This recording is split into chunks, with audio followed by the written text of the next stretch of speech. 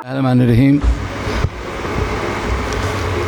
मैं जो अपनी 40 साल लाइफ में और ख़ास तौर से ब्लड ट्रांसफ्यूजन के अंदर जो सीखा है, उसमें सबसे बड़ी बात यही सीखी है कि आप लोगों को उनकी अपने अंदाज में जिसमें वो आसानी से समझ सकें।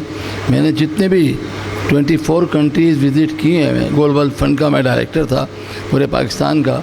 24 ममालिक में जाके मैंने वहाँ देखा किस तरह ट्रेनिंग दी जाती है, सेमिनार कैसे अरेंज होते हैं और किस तरह वो अपने स्टूडेंट को पढ़ाते हैं।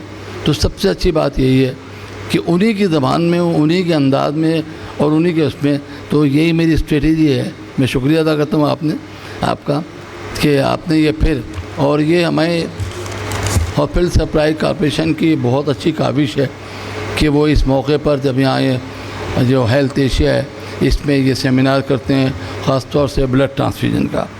मैंने आज जो मौजू रखा है, माशाल्लाह हमारे साथ सबसे बड़ी खुशी की बात तो ये है कि हमारे साथ इस्लामाबाद भी शरीक है, हमारे साथ फ़ौजी लोग भी खड़े भी मौजूद हैं और नॉन फ़ौजी भी मौजूद हैं। तो ये बहुत अच्छी गैदरिंग है कि पूरे पाकिस्तान और सिंध से भी लोग हैं, कराची से भी लोग हैं, तो रिप्रेजेंटेशन हो रही है।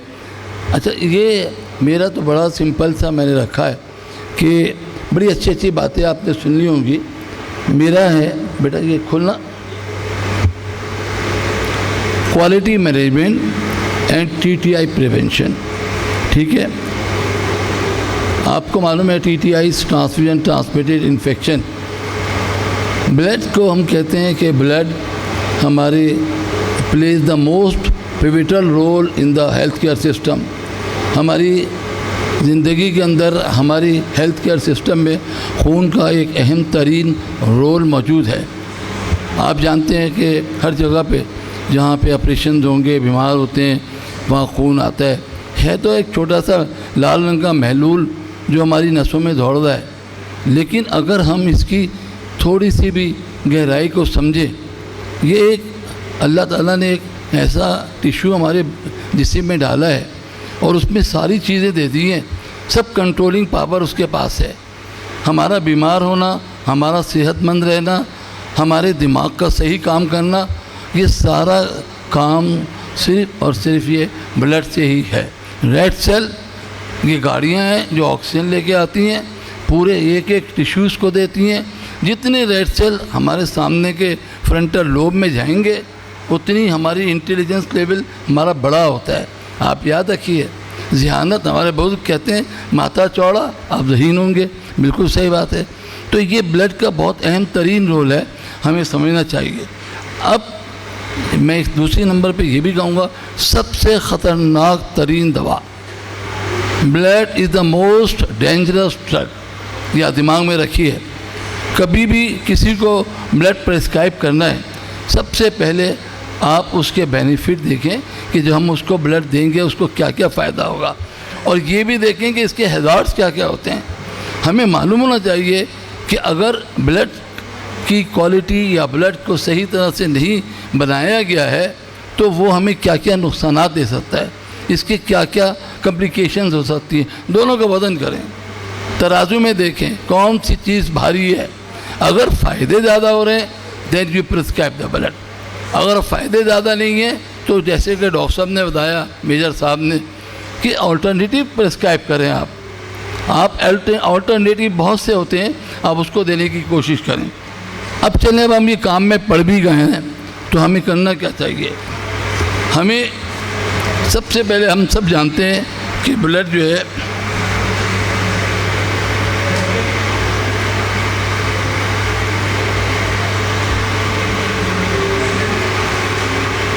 सबसे पहले तो हम सबको मालूम है कि ब्लड जो है हमारा, मैंने अभी कहा कि सबसे अहम तरीन ये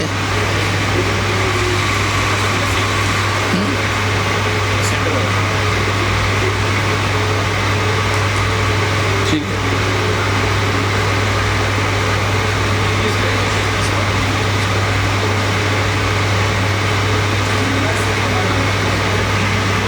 ठीक है, देखिए ब्लड सबको मालूम है, essential life saver any situation, but can also be a quick and easy route for transmission of the diseases. ठीक है.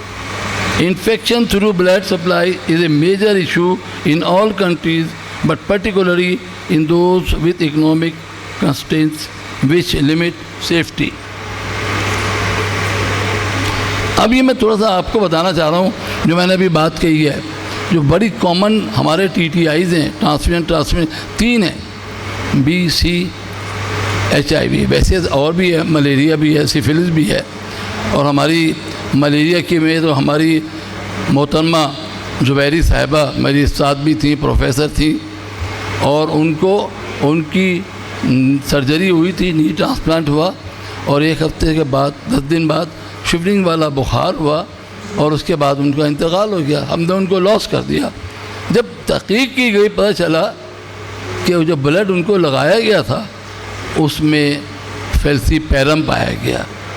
यानी आप देखिए, इतनी बड़ी हमारी प्रोफेसर सिर्फ ब्लड की वजह से उनके अंदर ये ट्रांसमिट हुआ है.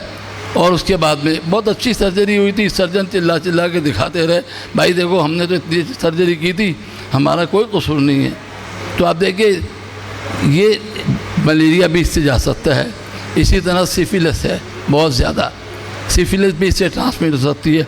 जो मेजर हम कहते हैं वायरसेस हैं जो बहुत कॉमनली इससे स्प्रेड होते हैं, वो हेपेटाइटिस B है, C है और HIV है. मैं क्योंकि थैलेसीमिया फेडरेशन का भी वाइस प्रेसिडेंट भी हूँ और डाटा भी बहुत मेरे पास मौजूद है थैलेसीमिया का, तो हमने उस पर रिसर्च किया और हमने देखा कि थैलेसीमिया के बच्चों के अंदर 22% बच्चों को जो हेपेटाइटिस B, 51% को हेपेटाइटिस C है, और HIV कुछ एक आध बच्चों को मैं मिला है लेकिन नोटिस नहीं है. इसी तरह से जो डायलिसिस के पेशेंट हैं उनके अंदर जो डाटा जमा किया, 27% उनको B, 46% C और इसी तरह HIV का केस नहीं मिला. लेकिन मैं हेमोफीलिया के हवाले से बताऊं, हेमोफीलिया को हम ब्लड की प्रोडक्ट देते हैं, FFP लगाते हैं या फिर उससे जो हम प्रेसिपिटेट बनाते हैं वो लगाते हैं. अगर ब्लड सही ना हो और इनको दे दिया जाए ये प्रोडक्ट भी, तो मैंने बाकायदा तौर से रिसर्च की है. हेमोफीलिया में भी B 16%, 47% C, और उसमें पिछले दिनों एक बच्चा आया हमारे पास जो एड्स भी जिसको पॉजिटिव है. अब कौन कसूरवार है उसका? ये मल्टी ट्रांसफ्यूज बच्चे हैं, कौन कसूरवार है? यकीनन हम और आप ही हैं. क्यों है हम आप? उसकी वजह भी है.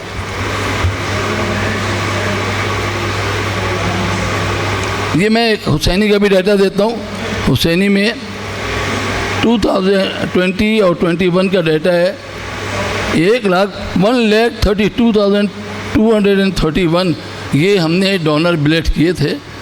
जब हमने उसमें रिएक्टिविटी देखी तो 3.3% C निकले, 2.9% B, और HIV के भी पेशेंट रिपोर्ट है, 11 पेशेंट थे. ये वो लोग थे जिनकी वर्बल स्क्रीनिंग बहुत स्ट्रिक्ट की गई थी, बहुत स्ट्रिक्ट वर्बल स्क्रीनिंग. यहाँ पूरा सवाल जवाब पूछते हैं और अंदर की खोज निकालते हैं, शायद इसको कोई ऐसी बीमारी हो और हम उसका शुक्रिया अदा कर उसको वापस कर दें.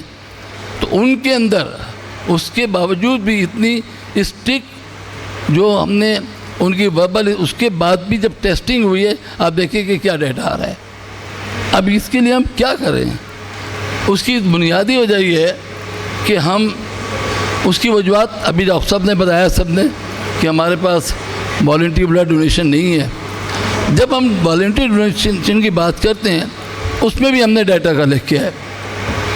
जो एक्सचेंज डोनर हैं पाकिस्तान में, क्योंकि मैं ग्लोबल फंड में था, मेरे पास डाटा मौजूद है, पाकिस्तान में हमारे पास जो हमारी रिक्वायरमेंट बनती है वो 2% ऑफ द टोटल आबादी है, जबकि दूसरे मुल्कों में 1% ऑफ द टोटल आबादी ब्लड की ज़रूरत होती है.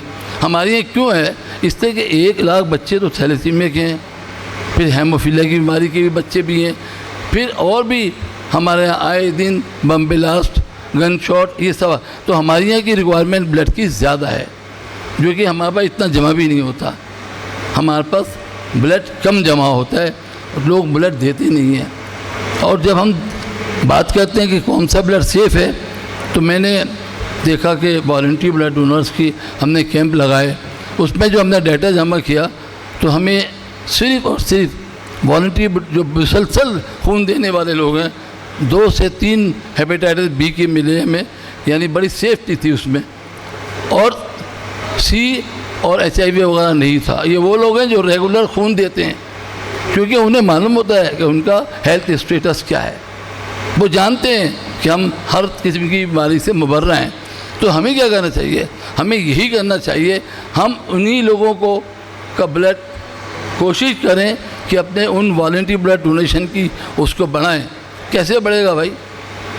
बड़ी खुश आमदें करते हैं। मैं थैलेसीमिया में यकीन करिए हम जाते थे, लोगों के पाँव पे करते थे, भाई इन बच्चों के लिए ब्लड दे दो, मर जाएगा। सुनते थे हमारी बातें, लेकिन सब इधर उधर भाग जाते थे। इसको कैसे बढ़ाएं? मैं इस मौके पे एक बात ये कहना चाहूँगा कि इसमें सबसे बड़ा रोल हमारी कम्युनिटी जिम्मेदार है, जो सेफ ब्लड ट्रांसफ्यूजन के 5 मेजर स्टेक होल्डर हैं। सबसे बड़ी गवर्नमेंट है। गवर्नमेंट का काम क्या है? वो चेक तो करे भाई कौन से ब्लड बैंक में क्या स्क्रीनिंग हो रही है, कैसे हो रही है, क्या किया जा रहा है, लाइसेंस पे लाइसेंस इशू हो रहे हैं। इसको गवर्नमेंट की सबसे बड़ी जिम्मेदारी है कि मॉनिटरिंग करे। दूसरे नंबर पे हमारी कम्युनिटी है। कम्युनिटी को फ़र्ज है कि वो अपना ब्लड डोनेट करे, वही वो ब्लड जो है वो सेफ ब्लड कराएगा, वही होगा महफूज खून। हमने जब डेटा देगा तो सिर्फ जो वॉलंटरी डोनर है उसमें 0.2% जो मिलती है मेरी एक्टिविटी। लेकिन अब अगर तीसरे नंबर पे पाकिस्तान में 3 तरह से ब्लड जमा होता है। 80 हमारे पास तकरीबन 80% से ज़्यादा ब्लड जो है एक्सचेंज में आता है। एक्सचेंज जो मैं अपने रिश्तेदारों के लिए, अपने दोस्त अहबाब के लिए देता हूँ। जब हम उसके अंदर स्क्रीनिंग करके देखते हैं तो उसमें हमें देखिए ये डाटा मिलता है जो मैंने अभी आपको दिखाया। ये हुसैनी की बात आ रहा हूँ। अगर हम जनरली बात करें तो ये और भी ज़्यादा होगा इसका। तो exchange blood is not safe. Only and only voluntary blood जो है वो सेफ होता है। लिहाजा हमारे पड़ोसी मुल्क है ईरान है, 100% वॉलंटरी ब्लड डोनेशन है। वहाँ पे रिएक्टिविटी का नाम ही नहीं है। मैं गवर्नमेंट ऑफ पाकिस्तान की तरफ से ऑफिशियल हेड ऑफ मैंने विज़िट किया, उन्होंने मुझे पूरा डाटा दिया। देख लें साहब, 7 शहरों में गया हूँ मैं, हर जगह लाइनें लोगों की लगी हैं खून देने वालों की। हर आदमी खून दे रहा है। अभी डॉक्टर साहब ने मिसाल दी सालगिरह वाले दिन की, उनके यहाँ बाकायदा तो ये है वो सालगिरह जब तक नहीं मनाते जब तक वो खून नहीं देखे आए। क्या औरत हो या मर्द?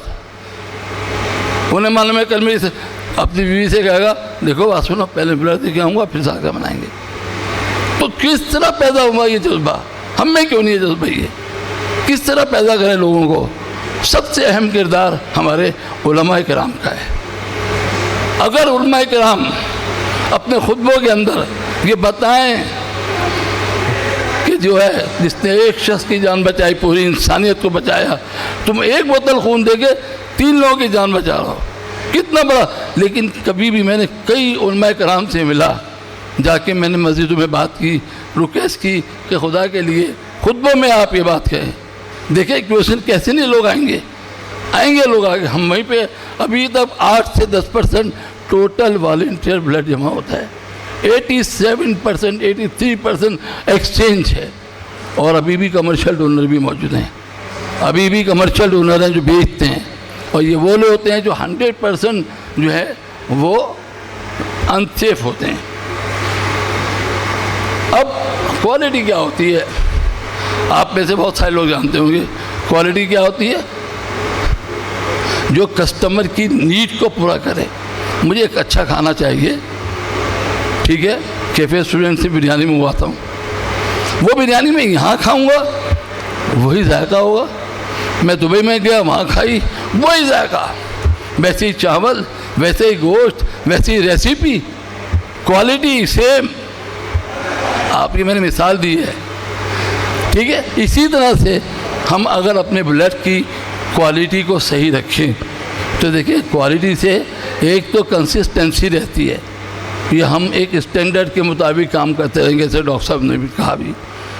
इसके अलावा नॉलेज भी होती है, फिर इम्प्रूवमेंट भी होती है उसके अंदर, और ये सारी रिज़ल्ट थे हमें एफिकेसी एंड एफिशिएंसी हमारी बढ़ जाती है।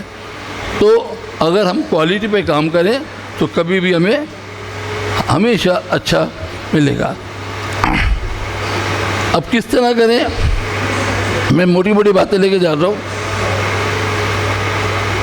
देखिए, गुड मैन्युफैक्चरिंग प्रैक्टिसेस, ये एक आम अल्फाज है जो हम इस्तेमाल करते हैं, हर जगह इस्तेमाल होता है, हर फैक्ट्री में इस्तेमाल होता है, हर जगह पे इस्तेमाल होता है। तो ब्लड ट्रांसफ्यूजन में भी GMP बहुत अहम है, गुड मैन्युफैक्चरिंग प्रैक्टिसेस। इसके कुछ एलिमेंट हैं।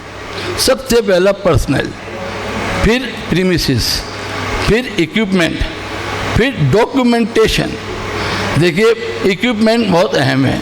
आप अच्छी कंपनियों को, अच्छी कंपनियां हमारे पास बहुत हैं जो स्टैंडर्डाइज हैं, जिनकी मशीनें बाकायदा स्टैंडर्ड पे हैं, वो इस्तेमाल किए हैं। इसी तरह से हम इस्तेमाल कर सकते हैं। उनके रिएजेंट अच्छे होने चाहिए, उनकी सेंसिटिविटी स्पेसिफिसिटी चेक की जाए, उसके बाद उन रिएजेंट को इस्तेमाल किया जाए। इसी तरह से ब्लड टेस्ट करने के लिए जो हम स्क्रीनिंग करते हैं BC HIV, वो अच्छे इक्विपमेंट पे किया जाए। जैसे कि अभी डॉक्टर साहब ने कहा, हम पट्टी पे भी कर लेते हैं, पट्टी होती है ना, उस पर डालें, ये लेटेक्स चलाती है, लेकिन इसकी रिलायबिलिटी नहीं है। उसके बाद अब और मशीनें आ गई, लाइजा आ गया है, उसकी भी रिलायबिलिटी इतनी नहीं है। फिर केमोलिसेंस आ गई है, उसकी भी नहीं है। एक चीज़ आ गई है, PCR है, जो डॉक्टर साहब ने बताया। महंगा ज़रूर पड़ता है, लेकिन उसमें 100% और चीज़ों में जो हम कर रहे हैं वो हम उसकी एंटीबॉडीज़ देखते हैं। लेकिन PCR में क्या देखना है, डायरेक्ट ये नज़र आ रहा है, हमें DNA नज़र आ रहा है वायरस का, वहीं पकड़ रहा है। 100% कन्फर्म क्या हो गया आपका, PCR। तो हमें कोशिश करनी चाहिए कि हम PCR को इस्तेमाल करें। अगर इंडिविजुअल नहीं कर सकते तो आप एक ग्रुप की शक्ल में एक जगह रखा हो और सब मिल के उसको इस्तेमाल कर सकते हैं। और बहरहाल एक अहम चीज़ और होती है डोनर के बारे में, जो मेरे, क्योंकि बहुत सारे मैं देख रहा हूँ स्टूडेंट मौजूद हैं। देखिए, ब्लड सेफ 100% कहीं भी नहीं होता। ब्लड 100% कोई क्या है, मेरा ब्लड 100% सेफ है क्या है, हुसैनी हो या लियाकत हो या कोई हो, नहीं। उसमें एक चीज़ होती है विंडो पीरियड। विंडो पीरियड क्या होता है, विंडो पीरियड ये है कि मेरे अंदर आज वायरस गया, B का गया, C का गया, मैं कल जाकर ब्लड दे देता हूँ। जब मैं उसकी स्क्रीनिंग करूँगा तो वो स्क्रीनिंग में आएगा ही नहीं, क्योंकि जो मेरा वायरस गया है उसके अगेंस्ट जो मेरी बॉडी में एंटीबॉडीज़ बन रही हैं वो डिटेक्टेबल नहीं है। डिटेक्टेबल होने के लिए उनके लिए पीरियड होता है, किसी में शॉर्ट पीरियड है, किसी में ज़्यादा है, ठीक है, 15 दिन 20 दिन। अब वो 15-20 दिन जब उसकी रिपोर्ट आएगी, जब तक और मैं जाके ब्लड दे दूँ तो वो तो ब्लड में मेरे मौजूद है ना वायरस, वो ब्लड के वो लग जाएगा। तो ये रिस्क एक है ब्लड सेफ्टी का, जिसे हम कहते हैं विंडो पीरियड। तो आप लोग इस चीज़ का भी ख्याल रखें कि उसको आप किस तरह डिटेक्ट करेंगे।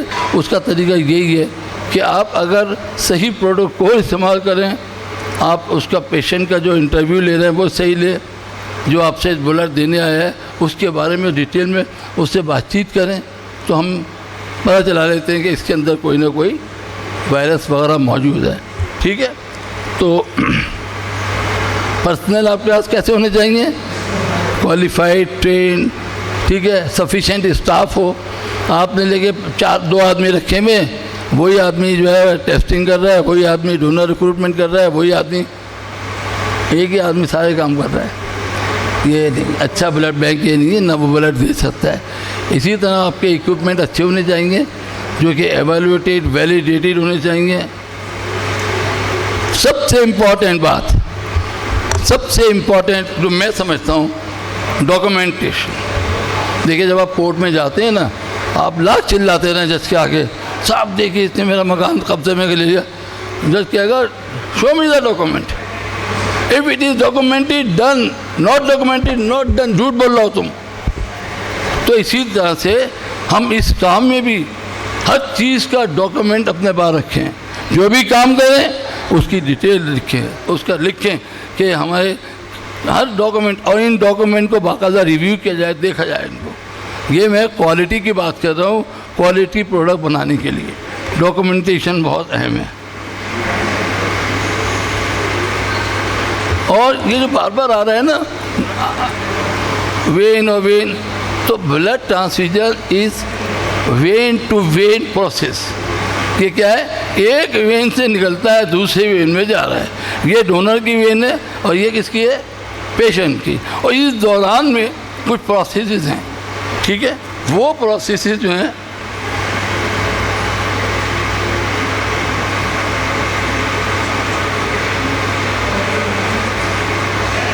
ठीक है, वो प्रोसेस क्या क्या है, डोनर मैनेजमेंट है, ये सब माशाल्लाह से सब लोगों ने पढ़ा, इसी पर बातचीत की है।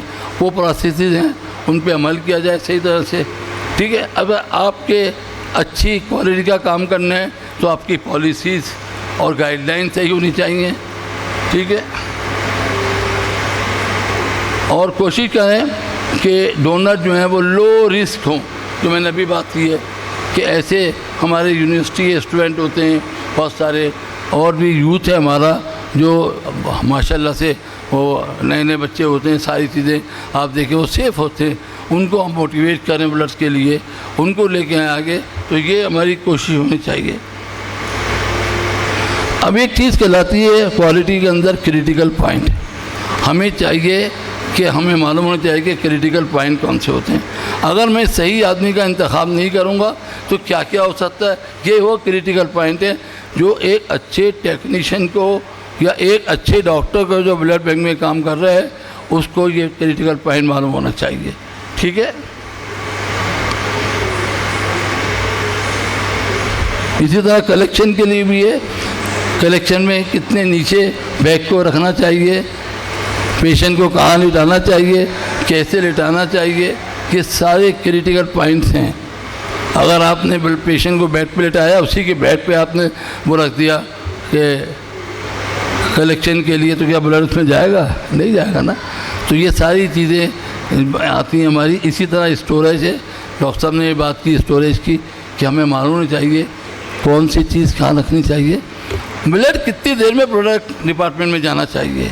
देखिए बड़ी बेसिक बातें हैं। मैंने भी अभी ब्लड दिया है, ये मेरा ब्लड ये आधे घंटे के अंदर तो चले जाए फ्रिज के अंदर, और 6 घंटे के अंदर लाजमी है कि हम उसको प्रोडक्ट डिपार्टमेंट में भेज दें, 6 घंटे के अंदर, ताकि उसको फिर सेंट्रीफ्यूज करके और उसकी अलग अलग प्रोडक्ट निकालें, प्लाज्मा अलग निकल जाएगा, प्लेटलेट निकल जाएगा, सब चीज़ों के लिए। तो ये आप याद रखिए 6 घंटे के अंदर हम प्रोडक्ट में डिपार्टमेंट में भेज देना चाहिए। अच्छा, एक और इम्पॉर्टेंट जो मैं बताना ज़रूर चाहता हूँ वो ये है, एक चीज़ कहलाती है करंटीना। आपने सुना करंटीना? जो लोग अफ्रीका से आते हैं उनको 2-3 दिन के लिए हम एयरपोर्ट पे ये कमरे में रखते हैं, भाई आप 3 दिन यहीं रहेंगे, रखते हैं ना, उनको करंटीना में रख देते हैं और फिर चेक करते हैं कि इनके अंदर कोई वायरस तो नहीं है। जब वो बिल्कुल क्लियर होते हैं तो फिर उनको बाहर निकालते हैं। इसी तरह ब्लड का भी है, ब्लड ये नहीं कि आज ये लिया और हम देते हैं फ़ौरन ही, नहीं, इसके लिए भी फ्रिज अलग होता है जिसे हम कहते हैं करंटीना फ्रिज। उसमें वो हम ब्लड रखेंगे जिसकी स्क्रीनिंग ना हुई हो। ये न करें, मिक्सअप नहीं करें कि जो स्क्रीन वाला भी अब हुई, तो करंटीन में रखना उसका ज़रूरी है। और आखिरी बात से मैं यही कहूँगा, इसी तरह रिएजेंट का भी मैंने भी बताया कि रिएजेंट को देखना चाहिए, चेक करना चाहिए कि रिएजेंट जो है वो हमारी क्वालिटी कैसी है रिएजेंट की, ठीक है। उसकी एक्सपायरी डेट देखें, उसका रिएजेंट का कलर चेक करें। तो आजकल तो ये भी होता है कि वो 1-1 पाउंड की बोतलों में आए होते हैं और उसको छोटी छोटी बोतलों में जो है ना वो भर के दे दिया जाता है। तो ये सारी चीज़ें बहुत इम्पोर्टेंट है।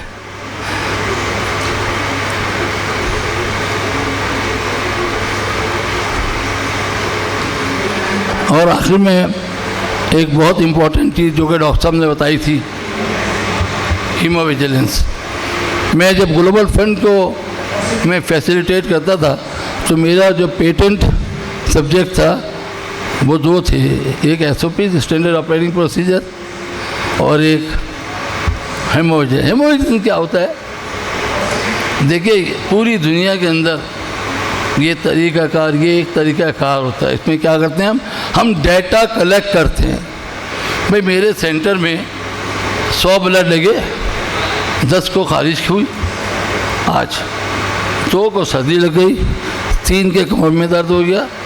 आई have to make a document. अच्छी जितनी भी ऑर्गेनाइजेशन हैं जहाँ ट्रांसफ्यूजन या हॉस्पिटल्स हैं, वो एक एक रिएक्शन का पूरा बनाते हैं कि आज मेरे उसमें एक जो है ना सर्दी वाला हुआ, एक हमें ये हुआ, एक उसके बाद में इसकी रिपोर्ट आगे बढ़ती है।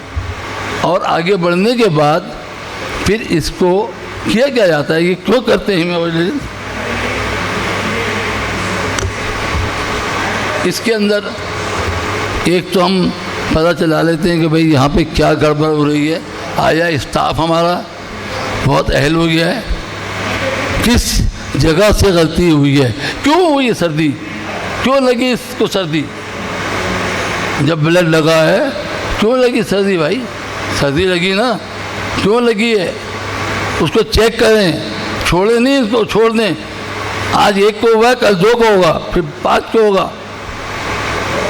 तो हम उसी वक्त उसको, इसे कहते हैं हीमो विजिलेंस, उसको नोट डाउन करें, उसका डाटा कलेक्ट करें। और सबसे अच्छी बात यही है कि आप अपने इदारों के अंदर हॉस्पिटल में ट्रांसफ्यूजन कमेटी बनाएं और महीने में 1 बार उसकी मीटिंग होनी लाजमी है कि उसमें बताया जाए कि भाई देखें फला जगह साहब को जो है ना ये इतना जो है ना रिएक्शन हुआ, इतना ये हुआ।